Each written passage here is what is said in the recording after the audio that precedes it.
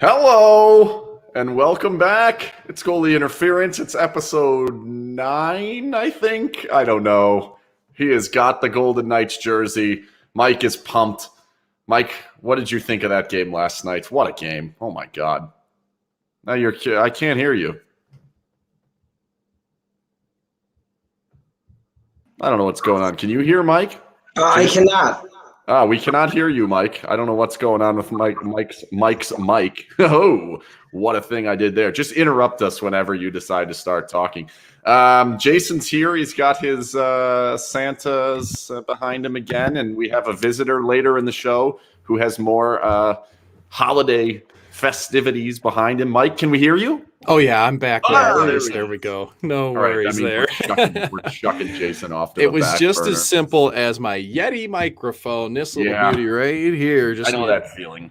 Press the on button, Mike. Yeah, I forgot to push the button that actually launched the show, so we're having a hell of a day today. Well, what do you guys want? What do you want to talk about? Do you want to talk about I that last have game? all sorts of things I want to talk about, and I want to lead without. I'm not wasting any time today, Mike. There's no messing around. I'm going straight to it. I don't want to. I don't.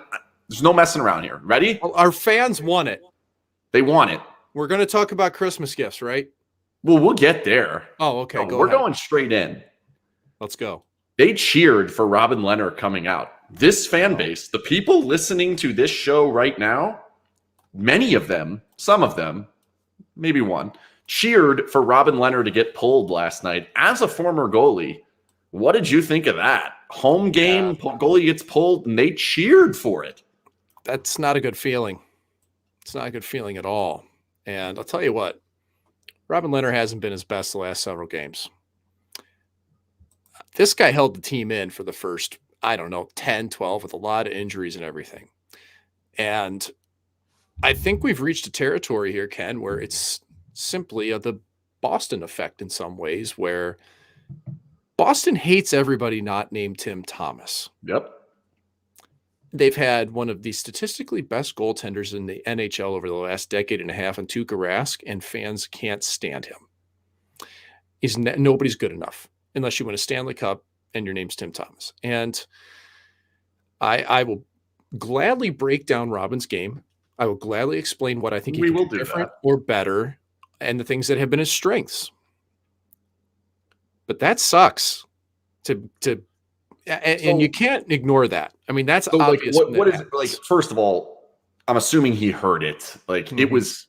I told this story earlier on Blessing's show that I was writing a tweet about whatever the goal was. Like, oh, they suck on the power penalty kill, you bums. Right. Like that's what I was doing.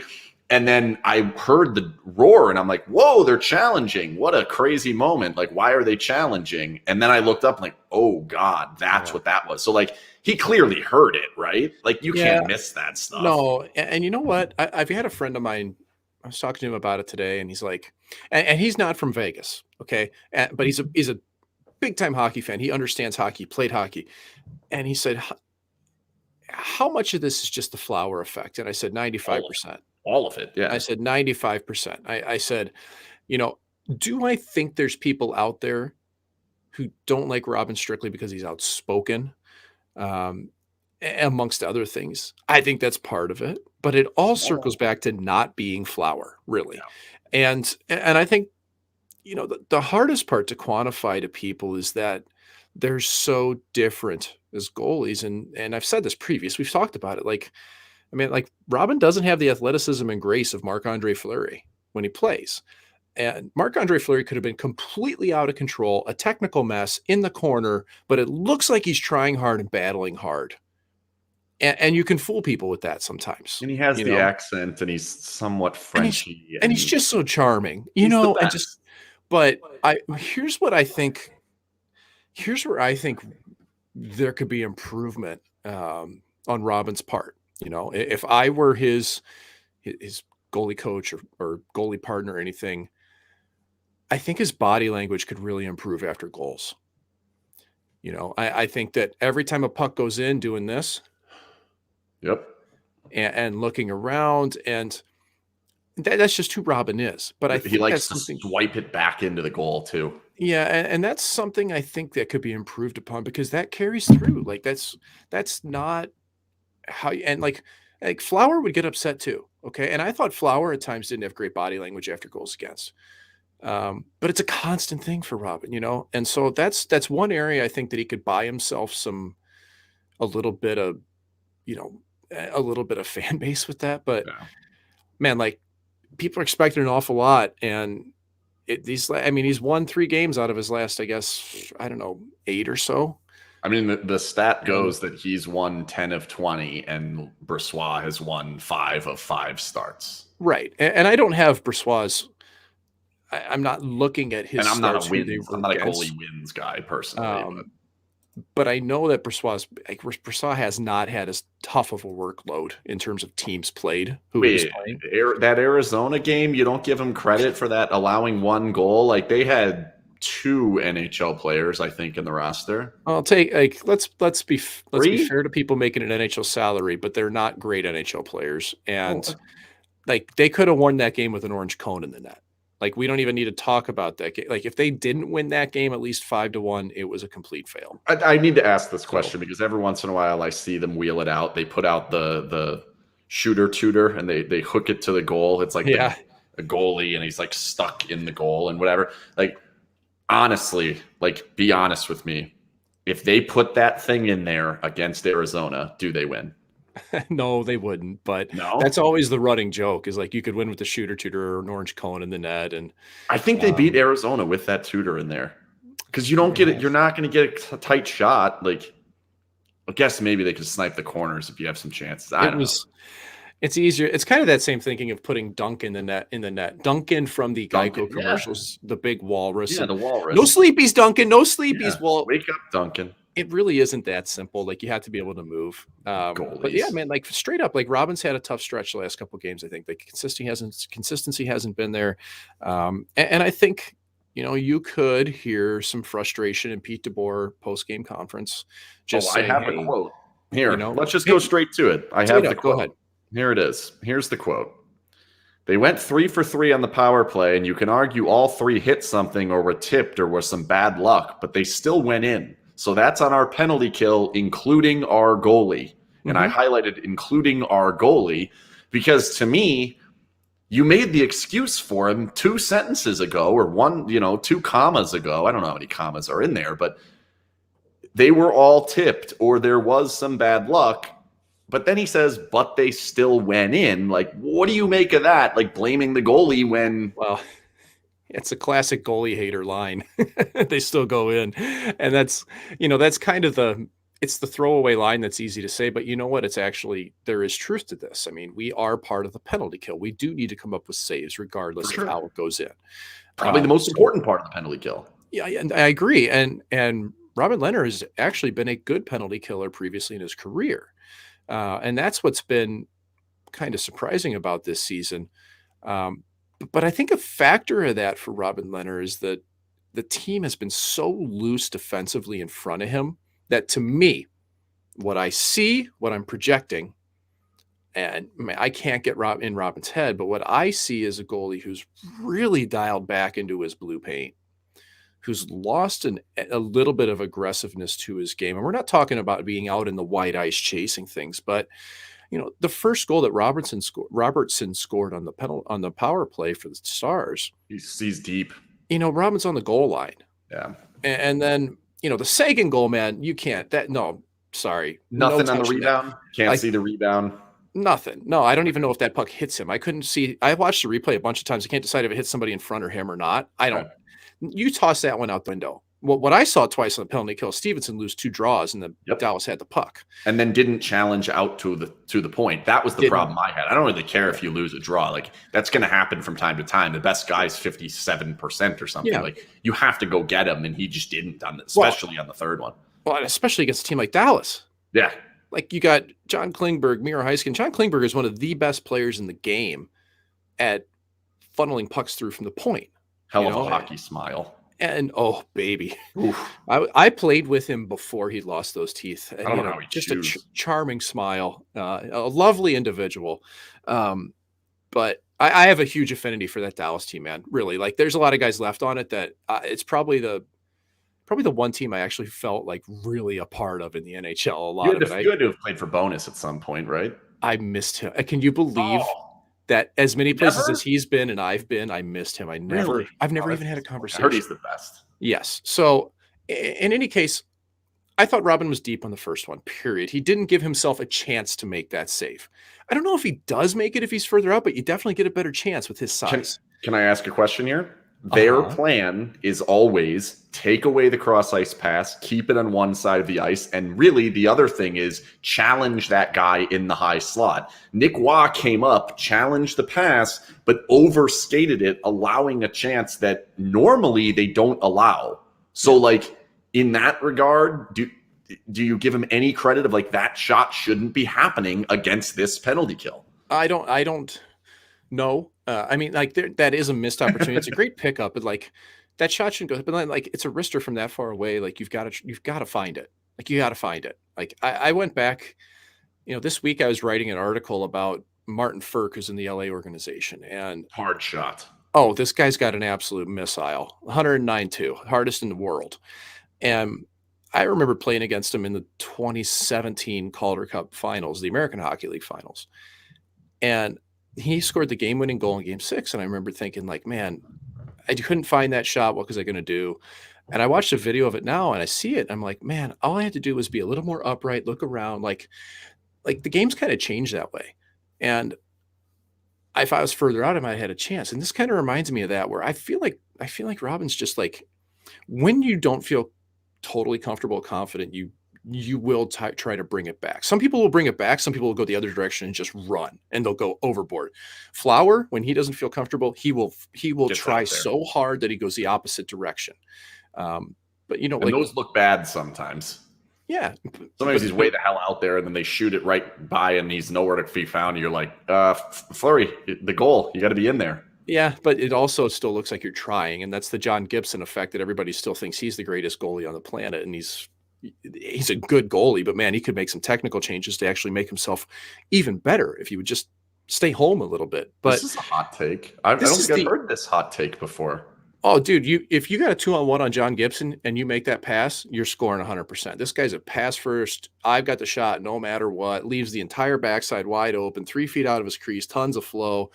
Like I don't know, man. Maybe I should have been a goalie coach. Maybe But you should have been a goalie. Oh wait, yeah, well, the problem was I wasn't very good at goal. I understood oh, goalie better than I could play it. that's what makes good coaches. Yeah, you should Yeah, be a coach. What are you doing? well, goalie coaches are they're disposable. They make No.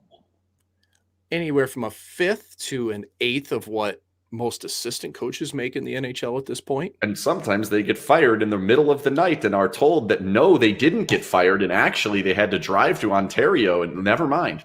That one Sometimes happened that too. happens. So you know what? I've kind of gotten off track, but like the No, third goal, the Pavelski tip, Joe Pavelski has tipped in more it's goals in the amazing. Yeah, he's NHL amazing. than anybody else in the last, I don't know, 5 years. He's leading the list. He has 16 tip in goals in the last like 3 years. And he can do it from either side.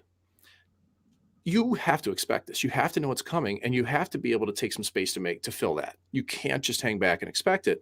And I do think that this was a fatal flaw of the Golden Knights, though, to allow this to happen. You can't let them just filter pucks through from the point, which is their plan. And with Dallas, they're not a team that always has to put the puck on net either. I mean, Vegas is so good at blocking shots. Well, shots that are on net, you block. Dallas will shoot it 3 feet wide. Yep. Joe Pavelski Yep. will just go fishing and knock it in the net. That's how Calgary scored. Exactly. You Got have away to one. prevent Yeah. those. And so I didn't like So and when that's I 2 say of I 3. did yes, and here's the thing. Here's when I say I didn't like these goals, I still don't know if he stops them with better positioning or a little bit different. But the problem is that there's been a trend over the last 6, 7 games that just frankly, it's been one goal too many. That's really what it comes Yep. down to. Like you have to challenge yourself to find a way to make that one extra save. And I think Robin's just in a little bit of a funk right now. I don't think that he's lost his way or anything, but to get booed in your own building like that, man, that's tough. Like I wish I could say I'm surprised, but I'm not at all. Like, I agree with Kiki here. I Where's love the that come spelling on the from? back end, aisle. That's Missile. It's phenomenal. missile. I don't know what, but I want to talk a little bit more about the actual fans themselves and the booing, and do they deserve? Are they allowed to root against their own guy, or are they allowed to not like their own guy? Like Mhm. this comment is the crowd couldn't see that the goals were deflected. I get that, and I think that you go in with a preconceived notion of what you think before whether the goal's tipped or not. Either you liked Robin Lehner or you didn't like Robin Lehner. And there are Like, people it doesn't matter whether the puck was deflected or right. not. They And just see that so it went that far away. How do you not stop I it? put this So, poll out yesterday, which is just as flat as can be. Like, do you yeah. like Robin Lehner? 66% on the yes, 15.4 on the no, 18.1 on the indifferent, 3,300 votes. Thank you to everybody who voted in Mhm. that. That poll was up for like a couple hours. I was impressed with how many votes we got. But I think that the point that I would like to make, and I think I want to defend Golden Knights fans, is you can cheer for the team however you want to cheer for the team. Like, you're allowed to dislike a player on your own team. Doesn't I don't know that you necessarily need to be vocal about it when he comes out of the game. So I don't I just found that a little bit over the top, that's what Mhm. ended up happening. But I don't think it's like, I saw on Twitter and I've seen it in the comments here today, that it's like you are bad fans because you're cheering against your own player. Well, the guy that preceded Robin Lehner won the Vezina. He's going to the Hall of Fame. He's like took this team to the Stanley Cup final. He was the face of the franchise for 4 seasons. The way it was done by the front office was very much not a good way to deal with Marc-Andre Fleury. I completely understand why a fan would still be rubbed the wrong way. And so I don't have any problem with that. I'm wondering from your end, a player perspective, I get it. Don't put yourself in Robin Lehner's shoes. Put yourself in the shoes of William Karlsson or Jonathan Marchessault or someone else who's Mhm. more similar to the fans in that regard, of like, they also wanted Fleury to stay. They also miss Marc-Andre Fleury. They're not going to boo him and whatever, but like, do you think it's fair for a fan to say, you know what? I don't think I like that guy. And the only reason is he's not Marc-Andre Fleury, and I just don't like it. Like, is that wrong? Can they not do that? Fans have every right to think whatever they want. They do. Man, you're a fan. You can think whatever you want. You have allegiances, you have loyalty, you have favorites. I get it. I had favorites and people I couldn't stand for the St. Louis Blues when I Jeff Norton was a St. Louis Blue. He's a defenseman, and I thought that guy sucked so bad. And like, but as a kid and as a fan, I thought that that was normal. And now I look at it and I'm like, kind of embarrassed I felt that way. This guy's a pretty good Yeah. hockey player, but Well, compared to what? Compared to all other NHL hockey players, or compared to yeah, all other humans? humans. So I just think that it's man, It's the tough. best thing Robin can do is make saves, but you just think like there's not going to be anything good enough unless it's a Stanley Cup. Because I've seen this before, and it is the vocal minority. It is when you put up a poll and it's 15%. It's the 1,500 people in the building that just don't like them. Period. Well, I mean, And they, it's the poll is 37% or yeah, so. Is that the not what am I is that right? Yeah, 30, yeah, 33, 34%. yeah. That's a lot. If you're counting, if the indifferent get in on the act, yeah, it's a decent amount. But like, Indifferent was just a way to vote no without admitting it, yeah, yeah. So right? I think really what happened was just fans voicing their displeasure over Flower not being there. I felt like this was their chance to really let it fly and tell people we're mad about this. Where are you on the get And over it crowd? Because I can't stand the get over it thing. Like, people don't have to get over anything. I will never get over the major call. I will never get over Bert Emanuel making a catch in 1998 against the Bucks. Sorry. yeah, well, I don't know. I mean, you can just I'm not the type of person who like thinks there's all these like closure moments in life. I think you just deal with shit. And I Yeah. don't, but I do think it is. I mean, just kind of like move on. Like it is, there is validity in saying like it is over. I mean, you could Well, still be mad and about it, bitter, but it's over. So it here's your is. team. Um, and I just I think that this isn't a dead issue. I guess, is when it comes down to it. I think it's going to keep reoccurring until they either win a Stanley Cup or, I don't know, somebody else come in. So that brings us to this question. Do from they have Thursday. the goaltending to win the Stanley Cup? Do the Golden Knights have enough goaltending? Well, they did the past 2 seasons, even with Robin Lehner in the net, but the team couldn't score.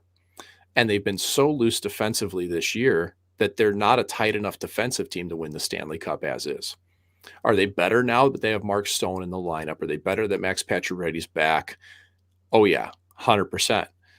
I mean, we're going to talk about Mark Stone here in a bit, but Mark Stone, holy hanzus, like last night. Ridiculous. One of the best games he's ever played. Yeah. Probably in his life. Okay, he may not have had a hat trick. He may not have had 15 points, but by every metric, he dominated that game. Yeah.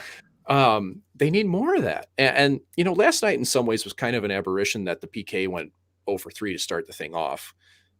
Typically, their PK's been pretty good, but a team like Dallas has something that can foil the Vegas PK. Yep. So that's something to be aware of, at least. I mean, as it turns out, when you're killing a penalty, you have less players than them. So a team always has the ability to beat you. Even a really, really good penalty kill gives one up 1 in 10. Right. And I mean, the power play didn't score. Sorta. They did, though. At the very end. Mark, that's a power play goal. They win the draw. They move it. They find a hole. They score the power play goal. I think that's a power play goal. They got it at the tail. Right. But the guy's not even across the blue line yet. Bottom line, I mean, do they have the goaltending to win? If this team tightens up, if they play defensively, if they can get back to allowing Robin to have the confidence to play 3/4 of the paint, yeah, they can win. And honestly, I would sleep on LB here. I don't think he's going to supplant Lehner because he doesn't have the contract. They're going to play Lehner until they can. They're going to play him until they can't. Okay. Yep. Which is going to be too late if that's actually the plan. That was how it was in San Jose with Martin Jones. Yes. They played him way too long until it was a sunk ship. Yes. But they had more problems in San Jose than Vegas has with their lineup. That is 100% true. But Brossoit looked really good. And I thought he was a good complement to this team when they brought him in. So I don't know. I think we need to remember that we're quarter of the way into the season. The Golden Knights have battled injuries and COVID and all kinds of bullshit, and they're sitting in the playoffs right now. Yeah, pretty easily in the playoffs. Right. So as much as people are freaking here, they also did win the game. And it was the first time a goalie's been pulled in a very long time. And there's other teams that have had goalies pulled 4 and 5, not 4 and 5, but their goalie's been pulled multiple times this year because they've been that bad defensively, or they're trying to wake the team up, or we're going to get into that. We're going to get it. Actually, let's take a segue here and tell you that this show is brought to you by the Jimerson Law Firm. The Jimerson Law Firm is one of Las Vegas's preeminent law firms specializing in high stakes business, civil, and family litigation. When winning matters, and you need to pull your goalie to jolt your team, and you need to come back from two goal deficits in the third period and down 4-2, and you need Tyler Seguin to blow a goal right on the goal line. When that needs to happen for you to win, when winning matters, call the Jimerson Law Firm. Fantastic Golden Knights fans over at the Jimerson Law Firm. We're going to go to a slightly different goalie topic, I believe. Chris, we're going to bring Chris up. Chris with the fancy Christmas tree in the back. You're a colored Christmas tree guy. You like the colored lights? It alternates. You press the button, it goes to white. Yeah. It goes to white. It goes to colors. White light only, so I never had Christmas colored lights my whole life, so I feel uncomfortable. Now, that's not Elf on the Shelf that I can see. No, that's kind of a Hispanic Day of the Dead. Oh, I like that. Thing, yeah. so. Actually, the puck I'm giving away today is a nice Day of the Dead. Oh, yeah. Nice. I like that. Yeah. Hey, before I go into my question, let me throw down in favor of Team Lehner here after this conversation. First of all, Panda Love. Yes, hashtag Panda Love. To start with, the beyond hockey, the mental health conversations that he is driving in the NHL is hugely important. Beyond hockey, I can tell you from the inside, it's everything you perceive it to be and more. 100%. Yeah. And there are going to be kids out there who are going to make it, who are going to find the support they need, who are going to be able to deal with their own mental health issues and crises because Panda is speaking out. So we got to give him a lot of credit for that. How much of the fans, like, how much of the fan base do you think doesn't like him due to the actual speaking out? Because I think it's very, very little. I think most people are like, yeah, I think it's very little. I like that part of it, but I don't like him because he's not Marc-Andre Fleury. Yeah, that's the other thing. And then I'm also he was not a person with his agent running around sabotaging any trades and threatening to retire. So I kind of one time the guy puts a picture out with a sword in the guy's back, like one time. Yeah, I get why it all happened, but I'm also a lifelong Detroit Red Wings fan. I still can't forget Fleury for that save in 2009. Ooh. So when he comes back in January, I'll clap for him. I'll root for. I'll give him a big warm hug when he's here from the crowd, and then hope we light him up 6-0 and drive him out. That save was considered a friend of mine that is goalie coach of New York Islanders, Mitch Korn. I knew it was going to be Mitch Korn. It's always Mitch Korn. Well, I think of the world of Mitch. He's one of my greatest mentors. Greatest name. Mitch Korn. He says that he thinks that's the greatest save in hockey history. Wow. And I don't mean to crush you, Chris. I'm so sorry Chris that is not going to sleep. But it was. I got 4 cups to my lifetime, so I'm all right. But yeah. Well, what do you got for us? Let's get to the question, man. So what lit hockey world on fire was the Trevor Zegras to Sonny Milano goal from behind the net. If you haven't seen it, he looks like he's going to pull the Michigan, but instead he flips the goal forward to Sonny Milano. Yep. Everybody's seen it. It's fantastic. And my question is, there's 2. They had to check it out for if it was high sticking before they said it was a good goal. And there are 2 standards for high sticking in the game, at least for either one for stopping play, which is above the shoulder, and the other is for disallowing a goal, which is above the crossbar. So my question to you, as someone who's played the game, Mike, and especially since we have had I think a Kolasar goal got waved off for high sticking, should there be one standard? And of course, should that standard be at the shoulder so that we can have a few more goals? What would that do to you as a goalie? What would that help change the game? He's going to say disallow every goal. No goals. Well, sure, I know, but maybe you can step away from the goalie union for a minute then. I wouldn't be in favor of going to shoulder height. Reason being is that the plane of reference in terms of the crossbar is something that we'd look to and use as goaltenders. We know what that is. At least in the bottom 4 feet, we can kind of read where a puck's going to come from. And I think if you go to shoulder height, then you've got sticks in front of the net waving around even wilder than they already are. Just don't shoot that Golden Knights. Which to me, like, I'm not a huge guy really on these slippery slope type of things, but I think I just described one. So maybe that's not good on me to say that. But that was super. You're like, they're going to be waving sticks around. It was, yeah. They're just fencing in front of the net. Get hit and death. Yeah. I thought Sean Avery's work back then should have been allowed, but whatever. Yeah. You want to risk getting hit in the back of the neck with a puck, by all means, knock yourself out.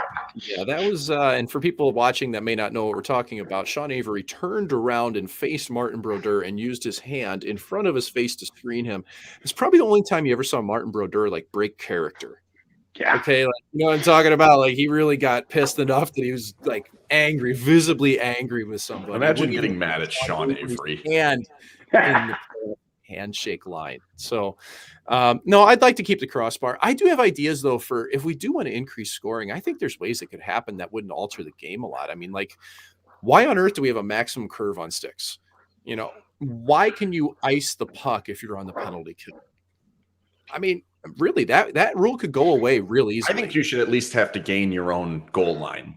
I don't win the draw, skate around the back, and get it straight out. At least make him get it across the goal line. That's one to me that I think would make a huge difference. If you can't just ice the puck, you got to have some touch to it. It's going to create more turnovers, keep the puck in the zone longer. Would the Golden Knights score at 13% if that was the rule? I don't know.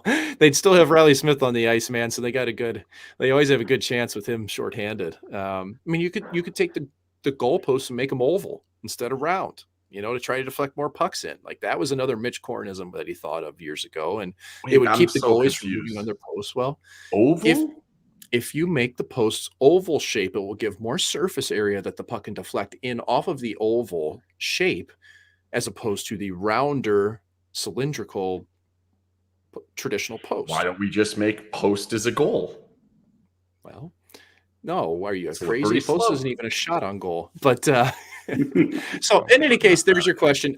I wouldn't be in favor of it just because I like having the puck have to be behind the crossbar or below the crossbar. It's as simple as that. I do think players in front of the net with their sticks in people's faces is a great idea, and I'm not sure how much it would really change that the more I think about it, even though it was a very good excuse. Slippery slope. Very slippery. Just saying Nick Hague deflecting pucks. It might be pretty interesting at shoulder height. That would be fun. Oh, you stick that big giraffe 6 feet wide and just let him go fence, man. Like, I'm all for it. Well, not about the shoulder. Twirling that stick. If you sheath it, Mark Stone is going to be so mad at you. God, he's going to be mad.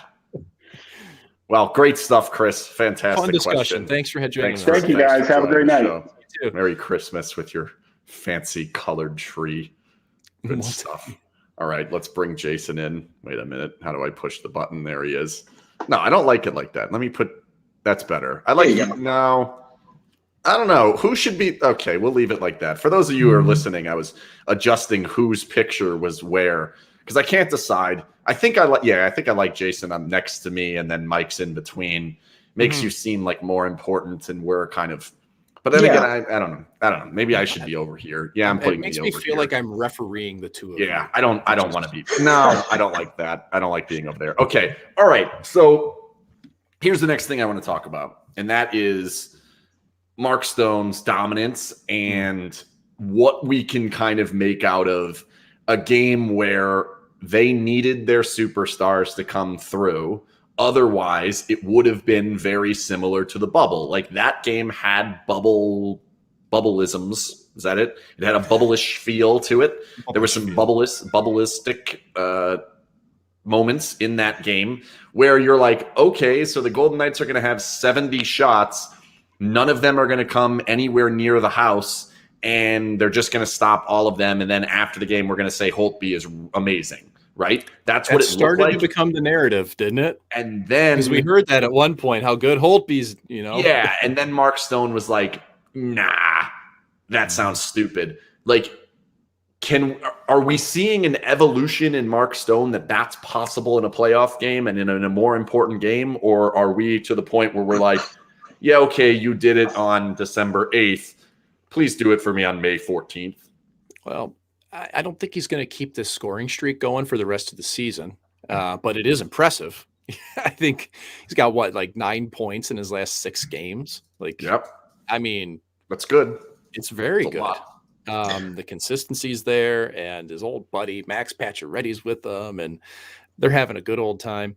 But I think that anytime you take over a captaincy, there is a progression to learning how to do that at the NHL level. And it's kind of strange to think of that because Mark Stone's, he's 29, 30 years old at this point. Maybe not even that because he looks older than he is, but he looks like Ben Franklin with that haircut. I don't know. I love his hair, man. I've all the time in the world. I mean, I should probably not be commenting on haircuts, but go ahead. Yeah. So I do think though that there is growth to his game in that aspect. I would hope and think, but you just can't predict until you get there. You take your lessons learned, and I always relate it back to my own experience. Like I had several playoff series that weren't very good, and it was a huge disappointment in my career. Like I think at one point I got pulled like 4 straight games. Like, was it to spark the team or did you suck? It was a combination, and like. I can remember the one year, like those last 2 games, I got pulled against Providence. And then the next year in playoffs, I got pulled the first 2 games against Manchester. What round? They were both first round playoffs. And, I just thought, man, like, I don't know if I can do this. Like, this isn't fun. Like, I stink at this. And like the second year I was in Portland, Maine, and I didn't even dress like the last couple. And that was like scorched earth, by the way, between the coach and I. Like that was a big problem. Did your agent send out a picture of a sword in your back with his name on it? No, it didn't have. The coach had a tattoo of a unicorn on his leg, which was interesting. Interesting. And I have Really? tattoos Now everywhere, but I don't have your any agent unicorns. needed to Photoshop something with that unicorn. But Damn. but man, that's like I carried that team that year. It was the best. Like I statistically, like I was leading the American League for most of the year, and then got tossed away at the end. It was like I'm out of here. But I came back following season and did have the best year I think of my career. Really, I played like 55 games in the American League, which like no one plays that much anymore, and really played well, all-star game, like all that stuff, and got to playoffs. We played against Hershey in the first round, and I played phenomenal. We still lost in the first round in game 5. It's only a 5-game series in the American League in the first round, but I played really, really well. We had like a triple OT win, and that gave me the confidence that I could do this. And the next 2 years went to the Calder Cup finals, like lost in game 6, lost in game 7, and was a big part of it. But I needed that jolt of confidence, and I needed the experience to know how to handle that moment. And I saw that in the Tampa Bay Lightning before they won their Stanley Cup. I mean, they got their ass kicked by the Columbus Blue Jackets in the first round. Like they got a big wake-up call a couple times. They went to the finals a few times. They got knocked back down, and then they finally got over that hump. Why did Vegas need 2 wake-up calls? And that's, yeah. That's a serious question. Do they need 2? Was that your question? Why did they? Should they not have had the wake-up call against Dallas? And here's my thing with Mark Stone. And like Jason, I'll give Jason credit on this because he was on this the year that they played San Jose. He's like, what happened to Mark Stone? And I'm like, he's putting the puck on guys' blades and they're not scoring. He had like no points down the stretch of that series. He barely did anything in the entirety of the Dallas series. He did literally nothing offensively in the Montreal series. Like I just see these moments and I think that's how you win the cup. That's it. Mark Stone dominating games. That's it. Like, but is it going to happen in the playoffs? Well, I think that there's a real, it's real that the Golden Knights have to be wary of who they're playing and take that into account and not just say, we're going to play our way, damn it. And that's it. Can you go into a series saying we're going to have to win games without Mark Stone getting a point? Or is that not Jack Eichel? Well, you're going to have to. Right. Especially if they play together. He's not going to have a point every game. But like Montreal, Philip Deneau shut down Mark Stone. Okay. You go into Dallas and the whole team in Dallas shut down everybody. Like they shut down everything but the outside of the net, outside of the they did last D night, zone. Until they didn't. That's right. And I do still worry about the systematic approach that's in place for the Golden Knights. I don't like living on the rush and not being able to generate 5-on-5. I think the best teams in the league that the Golden Knights have still struggled with. I mean, they barely eked this out 5-4 against Dallas, even though they did outplay them for much of this game. They still had to really find a way to get this to go. And it felt similar. And that's where I think they're going to have to find different ways in a series to get through the neutral zone and get possession in zone. And they haven't, and they don't. And that's what I'm telling you. I'm concerned about that. And they've got to not force the walls all the time in the D zone to get out on the breakout. Like the best teams play on top of them and they suffocate them in the D zone and the neutral. And then you're just hoping your power play might get you going somewhere, or you can live on the rush or get a turnover and go the other direction. Nothing more likely than this power play getting you somewhere. Right. And you're basically just hoping it's either power play or, you score 3 rush goals. That's not how you do it. Shorthanded. Yeah. Right. It's not how you do it. So I have concerns about that systematically. And that's where I want to see progression through the year. We're a quarter of the way in. I don't want to write that off, but I have concerns because that's been the MO. Like that's been 2 years of the same thing. So if they're going to play together, how many games would you like to see Eichel in between those two in the regular season? Or do you think because these guys are so talented and skilled, eventually game 2 or 3 of a series, they'll figure it out? Well, Eichel's got to be there well in advance of playoffs. That's the question you're asking, right? Like, well, I'm just saying, how much chemistry can they build over, let's say, 20 games in the regular season? Maybe more? Well, let's look at it this way. I mean, like, supposedly the players are going to go to the Olympics, which every day it goes by, I don't think that's going to happen. I just don't think they're going to end Losing up faith. going. When they find out that you got to spend 3 weeks quarantining in China if you pop a positive and you miss, imagine Connor McDavid missing 3 weeks because he's stuck in a hotel room in China. They'll be fine. Well, Alex Pietrangelo, imagine him being missed, or Just Mark won't get Stone. 200 Yeah, points. I'm just tossing out a name, like anybody.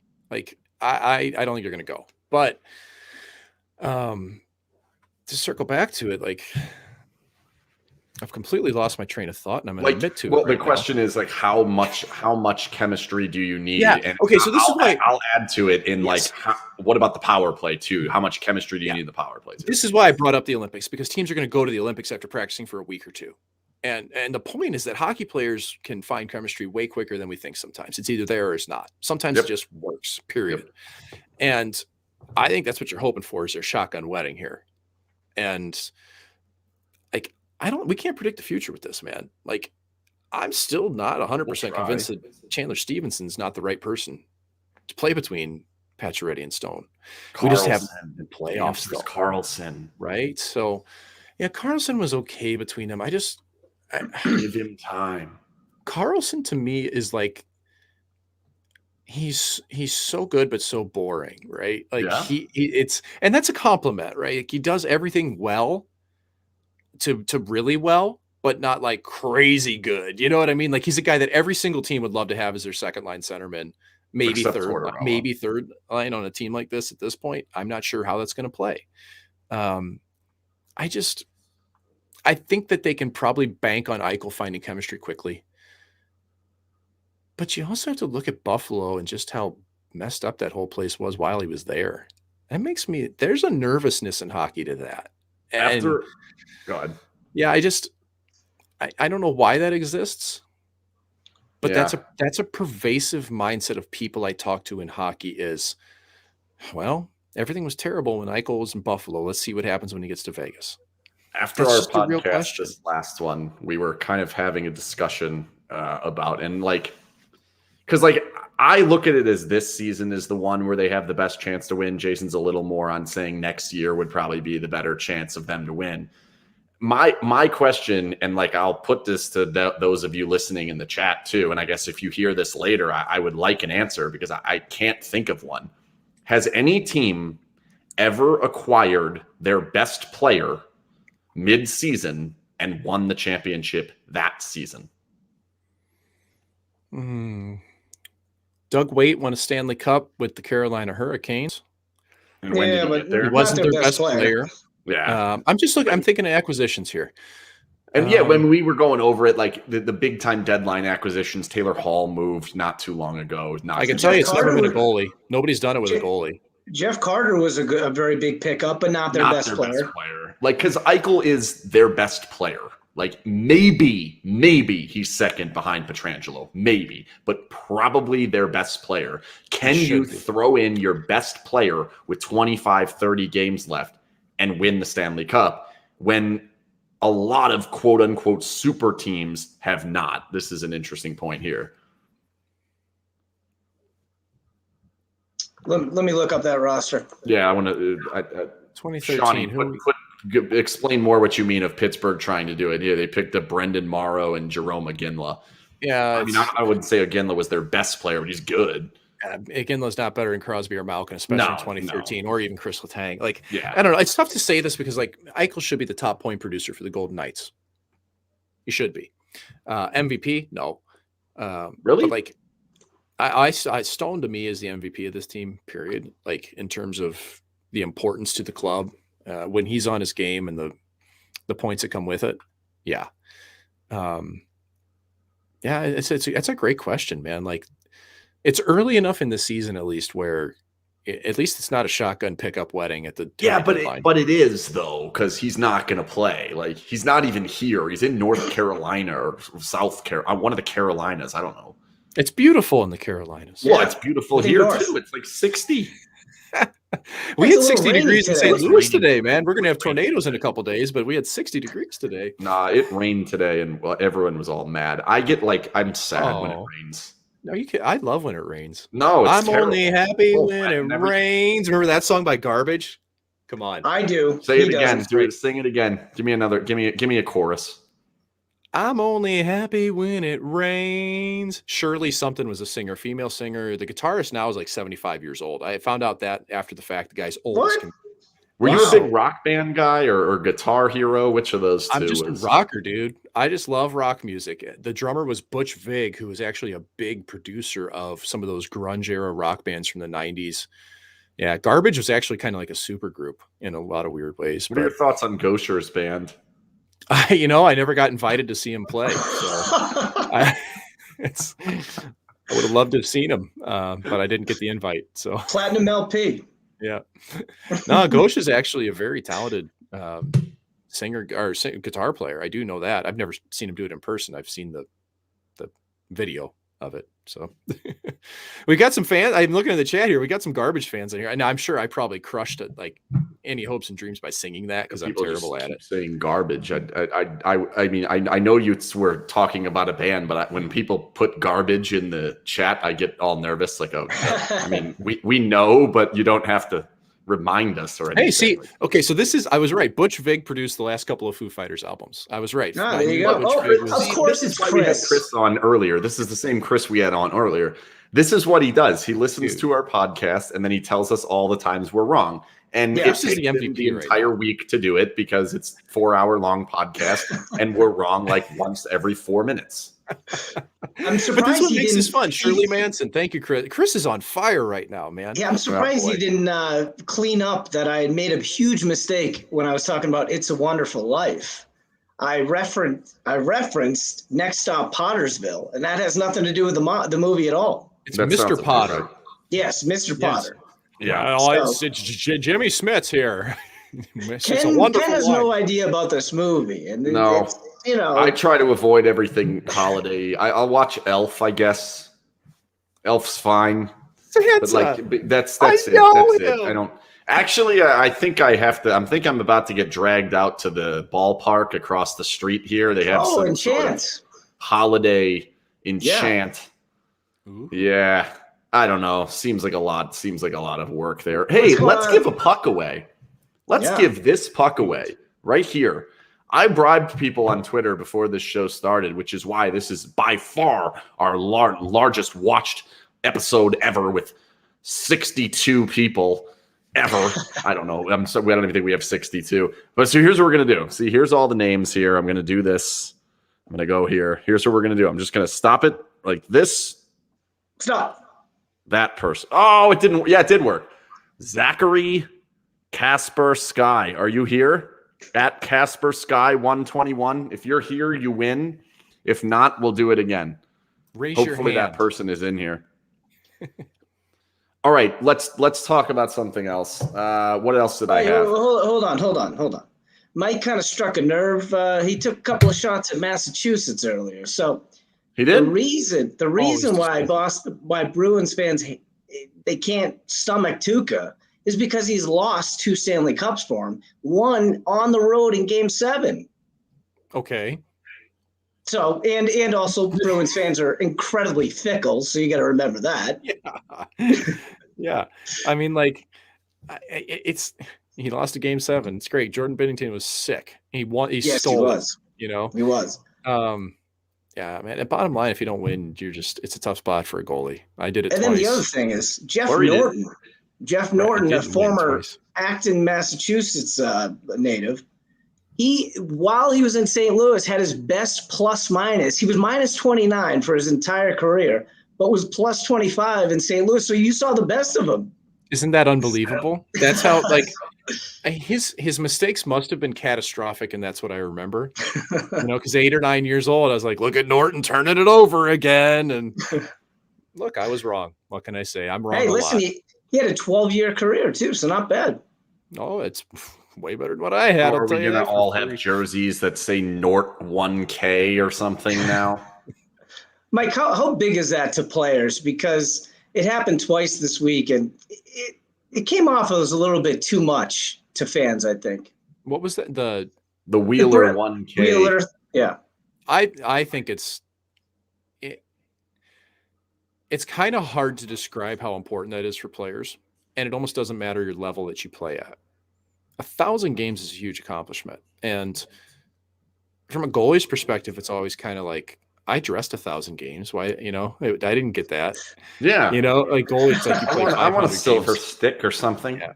Goalies, it's you play 500 games. That's kind of your equivalency. And by the way, Marc-Andre Fleury won his 500th game tonight in Montreal in the Belle Provence. Like, amazing. So there we go. Former goalies, congrats to Flower, 100%.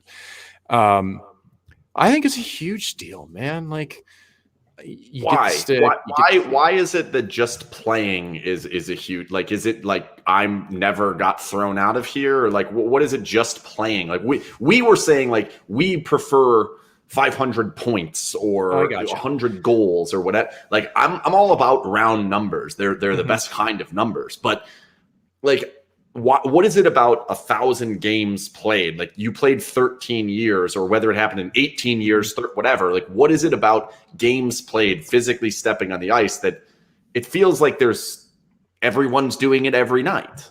Yeah.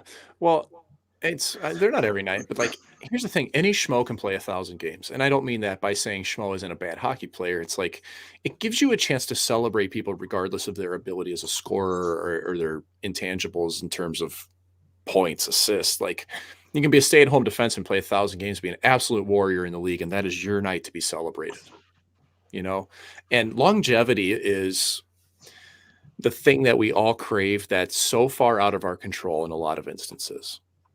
You can not get it. Some guys just don't get injured and they can play. Phil Kessel, look at that guy. That is an athletic specimen who cannot get out of the lineup. Okay. If you saw me without a shirt on, you might puke, but I never missed a game in my life. And so like, it's a real thing. You've managed to stay in the league that long. First off, you've been healthy. It's a good moment. I like it. I hope it doesn't go away, because I think it's just special, man. And it's just it's a moment for everybody to celebrate it. Oh, it's not going away. No. It's only getting more and more ridiculous. They have their own jerseys and all sorts of different things. It's getting more and more. By the way, Jeff Norton, 1 game away from 800 games. Oh, that's tough. I know. Well, right. So guys, just a very quick aside, like players do pay attention to this stuff. Like Craig Anderson is ready to retire and Buffalo comes calling, and it's like, man, I think he started the year 8 or 9 games away from 300 wins. Like I was talking to him when we were teammates in Ottawa about that like 3 years ago. Like that's really where he wanted to get 300 wins. So these are real things. Ovechkin's never retiring ever. Yeah, I'm good with that. That sounds like fun. Like 62-year-old Ovechkin still ripping shots from the circle, trying to get those last 4 goals. Yeah, padding the stats so nobody can catch him. So one of the things that they discussed after yesterday's game, I believe it was Pietrangelo that was the one who brought it up. The question was something along the lines of like, this team has dealt with a lot of adversity, that being off the ice with the injuries, that being inside of games, they go behind by 3 like once a week. They seem to come back. They can't score on a power play. All these different things have happened. They pull the goalie and everyone cheers for him and everyone has to whine and cry. All of these things have happened. And he said, basically, yeah, I think that's a good quality to have, but wouldn't it be better, and wouldn't a good team not be in those situations? And like, it brought me back to last year, which was like, if they were losing at any point, we all were like, what is happening right now? Like, where do you come across on like the benefit of learning how to win when you're down, as opposed to, can we stop being down? Yeah. Well, does it just relate specifically to a goalie poll here? Or are we just talking about in generality? Like, I think it was more. I don't think it was necessary. I'm sure that was a part of it, but I wouldn't. Yeah. Let's go not specifically on the goalie poll, and then we'll go back to the goalie poll comment, because I think we're on the same page, but we're going to see afterwards. But just, is it good for them to learn how to come back from being down 3, or should they be looking at that saying, enough is enough, let's stop being down 3? Yeah, that's how it is. I mean, it's not learning to play. It's like, we got to stop this now immediately, which does feed into the goalie poll. It does feed into the coach's narrative of changing the momentum. And it used to be, hey, you send out your goon to go fight a guy and change the momentum, which was a complete lark of an excuse. But you'd always hear that afterwards. Hey, Billy Bob beat the other dude's face in, and we really felt it on the bench, and then we went and scored, which it only happens when you score. Exactly. I do think that it's more so we don't want to deal with this. We don't want to learn what it's like to play like that. But when you're at that stage of the year where you have a lot of time left and you have games like this is a good game for the Golden Knights to learn from in a lot of ways. PK sucked. Team didn't start off right. Like, they were okay. You know, Tampa Bay rolled everybody that year that Columbus knocked them off first round. That was a team that did not know how to deal with adversity. 2017-18 Golden Knights. Yeah, and they got clobbered first round. And clobbered in the final. I'm sorry. I'm speaking of Tampa. No, I know. I'm saying I'm talking about two different things, but we're talking about the same thing. Go on. We are very much. So I just think during the long course of a season, like these are the things that you do look back on, and it gives you, it does at least let you know, man, like we can come back, we can do this, and like you have to have strong leadership for that to happen regularly.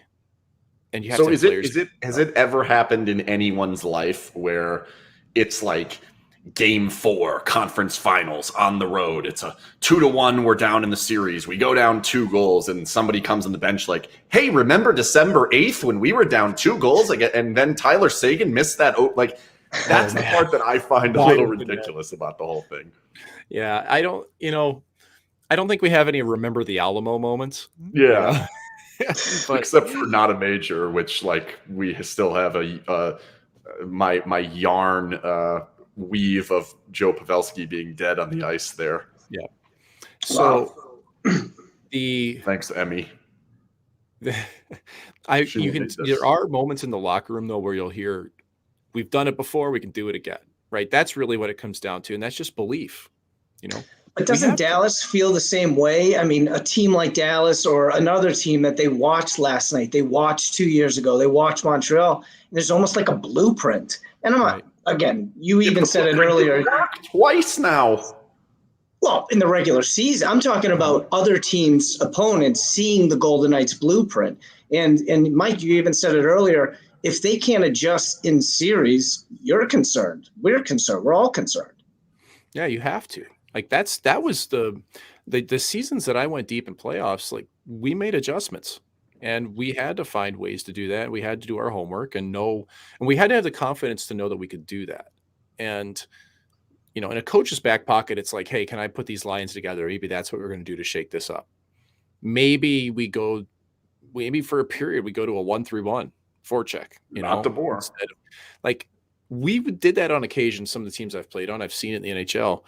But I think the more that you have experience in the regular season of experimenting, it makes you more confident down the stretch. Well, this team was forced into experimenting, which we were calling for all season, like, or especially the off season, was like, try new things. And I will probably make the argument when Eichel comes in, like, whatever he is on that first game, like, let's make sure we get 5 with him somewhere else too.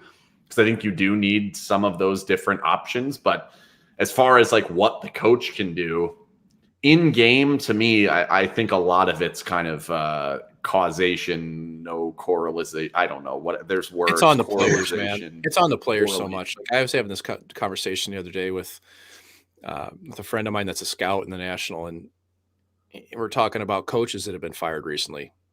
You know, Canucks, Philly, and it's like, man, it's just about the players at this point. And he's like, players tuned out a coach, it was all over. Once they tuned him out, it was over. Wasn't coming back, period. Do you think they tuned out Gallant? I don't think they had. I thought they felt comfortable. They hadn't tuned him out. They had his respect. They liked playing for him.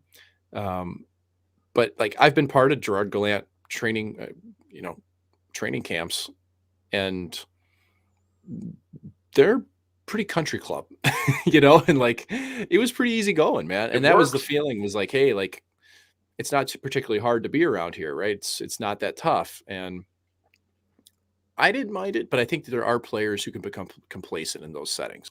And you have to understand the makeup of your team. You know, I think if your team has the right players in place, that's fine. But if they don't, you're in trouble with it.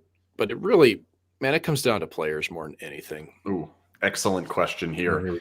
Was the inability to change in the bubble or last year versus Montreal more on the coach, or was it on the players not responding to the coach's changes? I have my opinion, but I'll let you. I have my opinion. And then I'll disagree with you.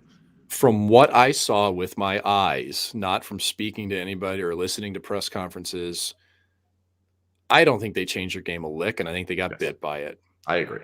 I think they just tried to think that, all right, it's eventually going to go in. If we just eventually keep firing puck after puck, and from the outside, we're going to get tips. We got to go to the dirty area. I mean, how many times? We got to go to the dirty areas. We got to get screens. We got to get deflections. You haven't been a screen deflection tip team in 2 years. You've been a rush team, and they failed to admit that they were a rush team.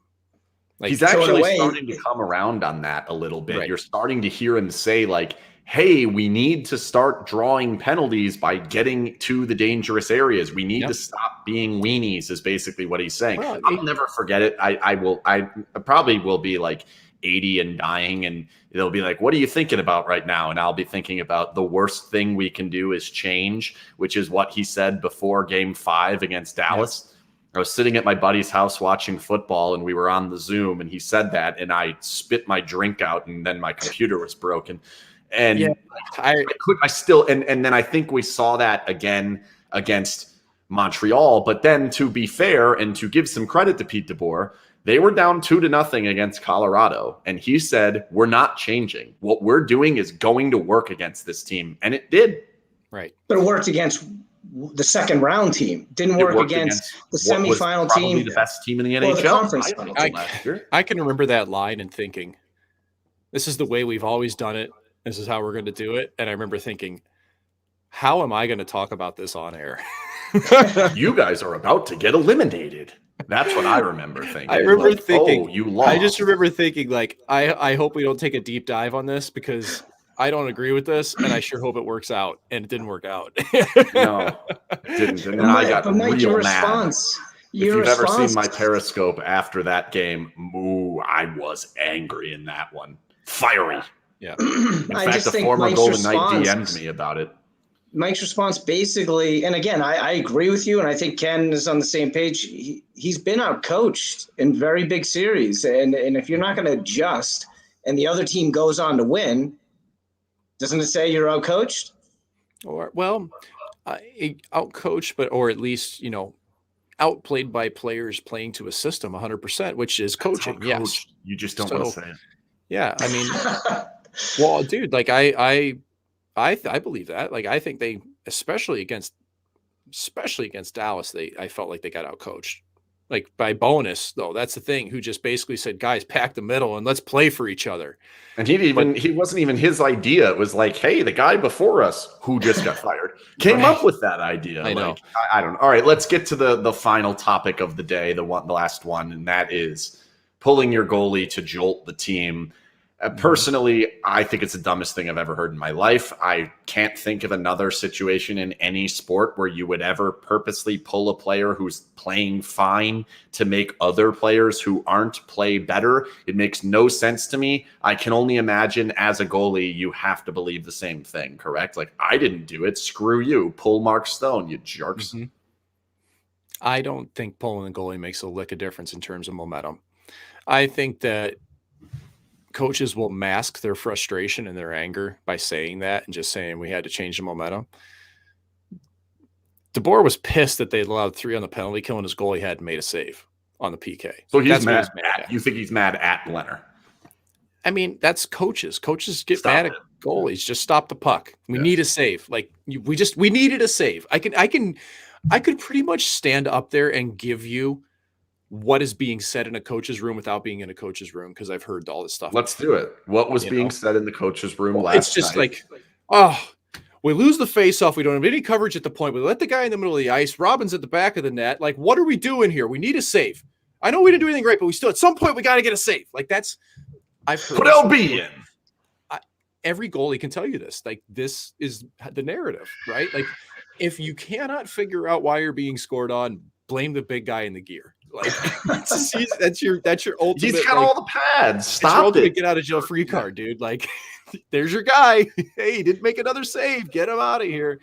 Mike, I know you brought it up earlier, but as a goalie, when the team is, or when the fans are booing, it's individual. Mm-hmm. Otherwise, when the fans are booing, it's a whole team they're booing. But when Lehner last night, it was just a straight up individual. And I know you said he picks up on it and it hurts, but I mean, this is one of those things that's just like you said about goalie haters. It really is like either you hate a goalie or you love a goalie. Cody's right. Coaches get pissed at goalies for not making saves. Why don't they get pissed at the defenseman for not clearing the front of the net? Why don't they get pissed at the guy for not pinching? Why don't you bench Evgeny Dodonov for taking a terrible penalty 200 feet away that made you have to go on the penalty kill and kill it? Because when you view the game from the bench, 5 other players look like a blur compared to the one guy in the gear that the puck went past. And when it happens in real time and it doesn't look good, and it's the same thing as we talked about before. Even if something gets deflected, in the moment, the thought is, oh, I didn't get that. Come on. It was deflected far enough away or like, so. Including our goalie. Yeah.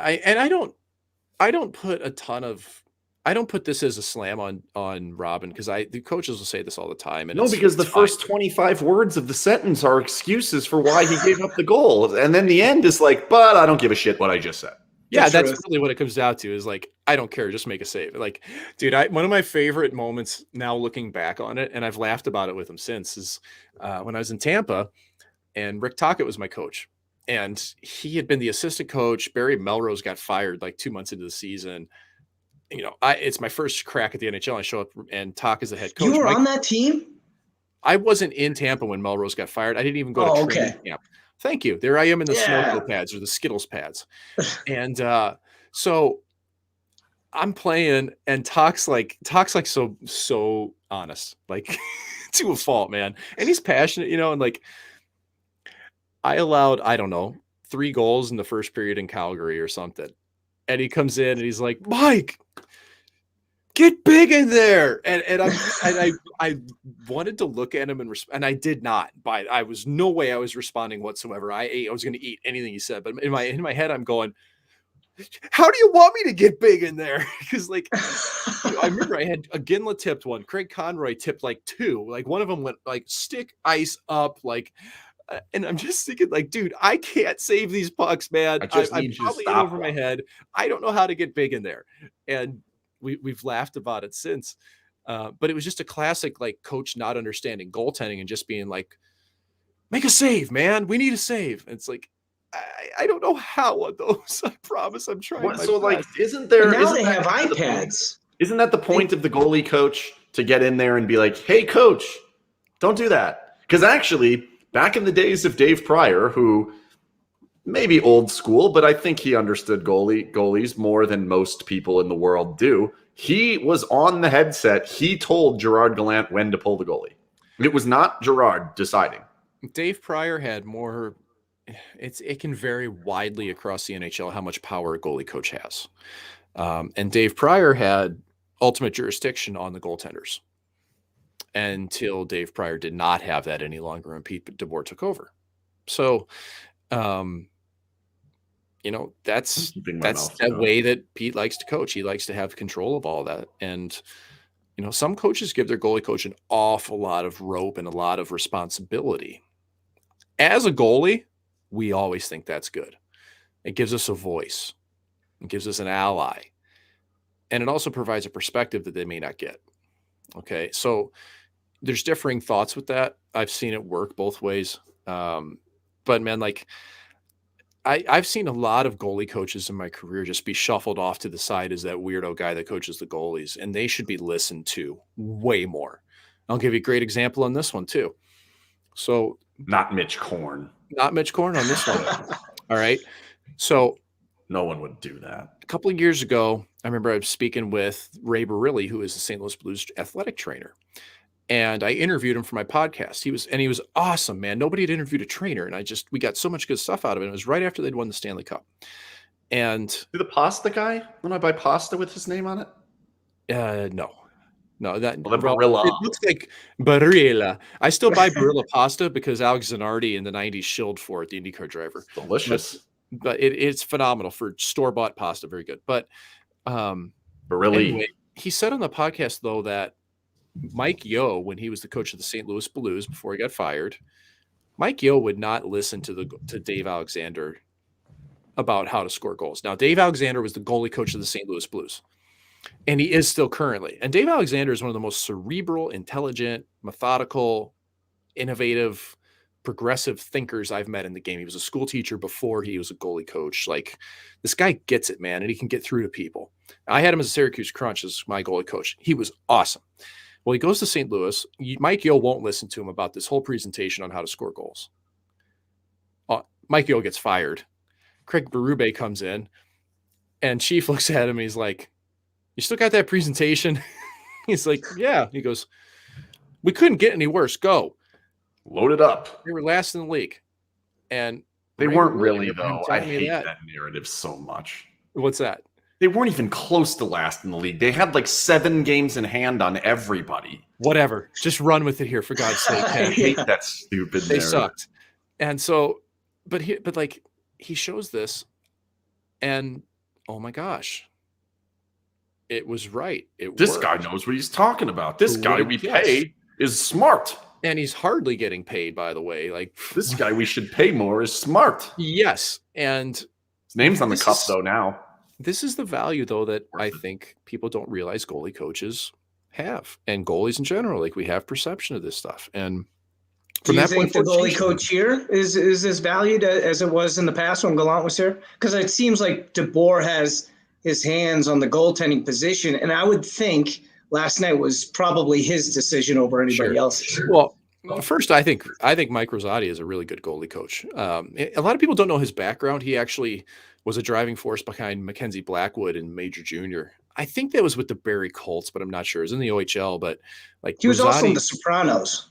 Yeah, and so every time I see a frozen Rosati's pizza, I always think of Mike. But Mike's a damn good goalie coach. Does he have much power?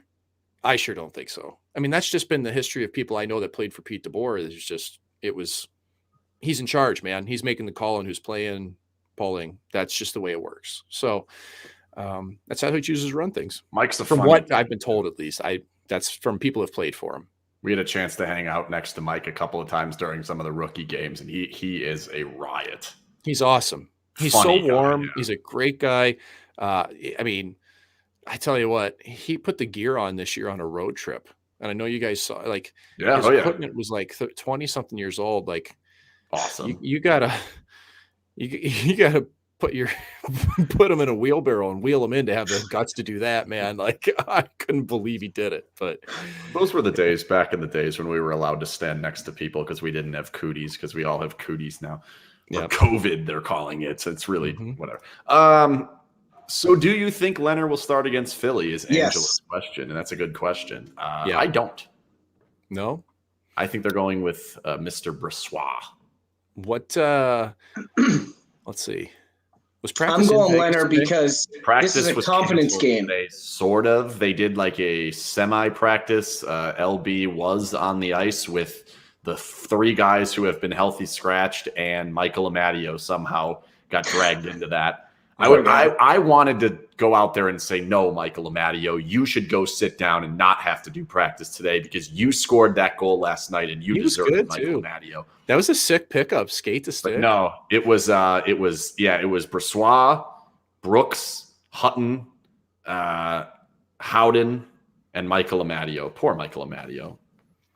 I think if LB was out there day after a game with one the next day, he's not going. That's my best guess.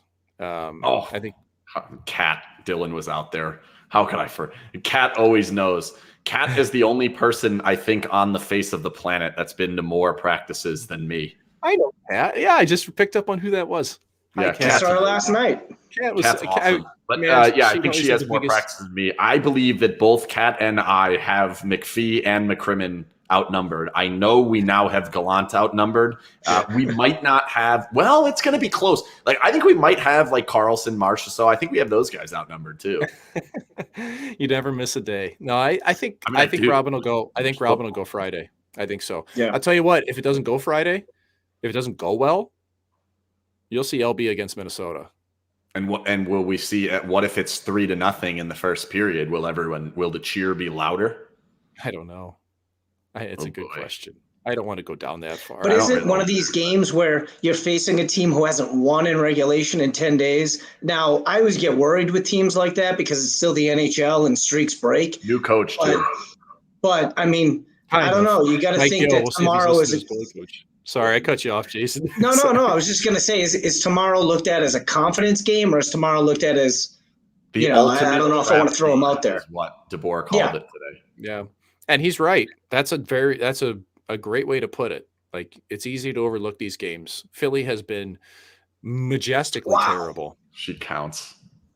Yeah. Cat's been to 297 practices. I'm blown away. Check marks. It's like you always see those in like Alcatraz shows, right? Like the check marks carving it into Survivor. Yeah, it's day 27. What a great season of Survivor this has been. It's good. You're still the only one that watches that show. No, I'm not. Everyone. It's like the most watched television show on television. The most watched. It's clearly the most watched television show. Yeah, I don't know why I said it like that, but I mean, leather-bound books. You should have called it a program. Most watched program. Principal Derek last week with his leather-bound books. We could have had him back on. To speaking of leather-bound books, what an appearance that was last week. That was a good one. Principal Derek. I mean, that was as professional and studious and scholastic, I guess we could say. Yeah. I mean, look at me. I'm surrounded by all these dumb hockey things, and this guy's got. I have like Funko toys. This guy's got. I have knit English stockings. literature from the 1700s lining his walls. The tribe has spoken. She's right. What a great show. God, Jeff Probst is amazing. I love. He's such a dweeb, great man. No, he's awesome. Jeff Probst. Like, all right. Here's a question. You get to have lunch with any person in the world. Who you picking? I think Jeff Probst is on my list. I think Jeff Norton is on my list. Anthony Bourdain, we've already discussed him. He was my guy. They have to be alive. They have to be. Well, he's dead. Yeah. That's the problem. And it can't be a member of your family, because every time I ask people questions, they're like, my dad. And then I feel like an asshole. Yeah. That's, I actually have been kind of abandoning it about thinking about it, that my arch nemesis when I played was Tom Sestito. Like, I hated Sestito. Wow. Tom Sestito. I hated this guy. And we've had a couple of funny social media interactions since. And I think it'd just be so much fun to have lunch with him or to have a meal. Get him on next week. Like, I just think it'd be great. So I think it's an idea for me to have a potential Rick Moranis. Rick Moranis, a callback from last week. I still don't know who that is. See, that's what unfortunately Mitch Korn. It's Mitch Korn. Yeah, it's Mitch Korn. This is how we know our fans are engaging when they remember what happened last week, Mr. Rick Moranis. Look at you. Did you look him up, Ken? Did you look him up? Did you look up Rick Moranis? Oh, I know who it is. I've seen his face from the GIFs now and like the memes. I know. I now know who the little dweeb-looking gentleman. Mm-hmm. Yes. Yeah, I'm not about to like watch a movie. What Mike, our buddy Mike, yelled at me. He's like, "Have you done your homework watching that shit movie?" And I'm like, "No." Oh, Strange Brew. I'm not going to. Strange Brew. I'm not going to watch Strange Brew. I mean, it was. I guess, Mike, would you say it's sort of not a generational thing, but sort of like Slapshot? If you were alive during that period, you love that movie. I think if you're alive, period, and over the age of 14 or 15 or 16, you better love Slapshot. That movie is atrocious. Slapshot? It is horrible. It's the best movie ever made. Sorry. I can recite that. There's a couple movies in this world I can do word for word the entire way through. And Slapshot's definitely one, and Ace Ventura, When Nature Calls, I can do both of those word for word. Those are the two. The probably Forrest Gump moment of the entire movie of Slapshot is literally within the first 3 minutes where he's in the box. You feel shame. This is, Then you get free. And then you're free. Sticking up in. You do that. You're just some stupid English pig with no brain. And then you, that is funny. That's funny. That guy's hilarious. But then he doesn't speak like the rest of the movie. Movie's terrible. Somebody just mentioned it. Terrible. Harry Potter. Turkey, I'll make that my answer. Yeah, here we go. Oh, I like that one. So you didn't answer. Who? So, you're going with your arch nemesis, who we're going to try to get on the show at some point soon. I think it'd be fun. Who you got, Jason? Tom DeLonge's another one high on my list of people I would want to have. How about Chance? So I don't have to talk. So I can just do all the talking. Yeah. Have you ever been around Chance? He never shuts up. Rapper or Chance the mascot? Chance the mascot, of course. No, I really don't have an answer. I know. Oh no, he's dead. So I can't bring up Jimmy Stewart. What about like Seinfeld or like Costanza? Costanza would be good. Or like Larry David. Or Franklin Delano. What's his name? Delano Romanowski. FDR. I thought you were going to say Seinfeld. Franklin Delano Roosevelt, and I was like, man, yeah. FDR, all right. No. That would be a good one, though. I'd love to have lunch with FDR. I'm talking about the Seinfeld character, of course. All right, we've gone way too long. Does anyone have parting thoughts? I've got one for everybody here if you give me 2 seconds. I've got something really important for people to see. Oh, dude, how do I do it? Here we go. Here it is. Be here February 10th to see the nature boy, Ric Flair, the limousine riding, high flying, kiss stealing, Rolex wearing, Showtime! Son of a gun will be here to see us, Springfield Thunderbirds, take on the Hartford Wolfpack. Now, I can't help it that I'm custom made. I can't help it that I look good, smell good, can dance all night long. Ticket packs are available, including a VIP meet and greet to meet the one and only nature boy, Ric Flair. I want to go out to dinner with that guy. What happened? How did explain this? Yeah, that was a promo I cut for us in Springfield. And he was there. Ric Flair was there. Oh yeah. I mean, this was before he almost got canceled, so it was still okay to shake his hand. And like, I remember him walking in the locker room and just being like, "It's an honor, Mr. Flair." Like he came in, he was telling stories. It was amazing. That was spectacular. Did he happen to leave his, shopping carts all over the place, or? He was. I know he cost a lot of money to our team, but he went out on the ice and did his thing, man. Like it was. You had a little puck drop with what's his nickname, Mr. Wonderful? With Flair. Yeah. Flair's the nature boy. Wonder Boy. Nature Boy. Yeah, Nature Boy. We boy. think we can get him out there for the first Horsey game at Dollar Loan Center. You pay him 10 G's, he'll do just about anything. I don't think I have 10 G's. All right, Nature Boy. I didn't pay it. I don't know how much. I don't know how we afforded that, but we did it. Send us out until next week, Nature Boy. Go. Woo!